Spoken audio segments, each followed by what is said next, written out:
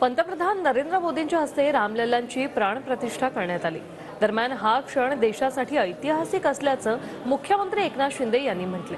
तसंच देशातील नागरिकांचं स्वप्न साकार झाल्याचंही एकनाथ शिंदे यांनी म्हटलेलं आहे। माझ्याच भावना नाही, अख्ख्या हिंदुस्थानातल्या तमाम करोडो राम भक्तांच्या भावना आहेत।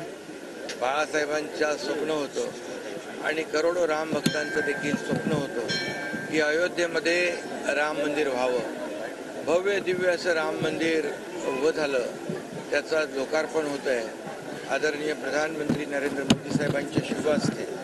खरं म्हणजे 14 वर्षाचा वनवास रामाचा संपला, 500 वर्षाचा हा इतिहास आहे आणि आज प्रभू रामलल्ला मंदिरामध्ये विराजमान झालेले आहे। अतिशय लोभस रामलल्लाचं आजचं हे विलोभनीय दृश्य, हे अलौकिक दृश्य सगळ्यांनी मनामध्ये साठवून ठेवलं पाहिजे आणि अशा प्रकारचा आजचा सोहळा आहे।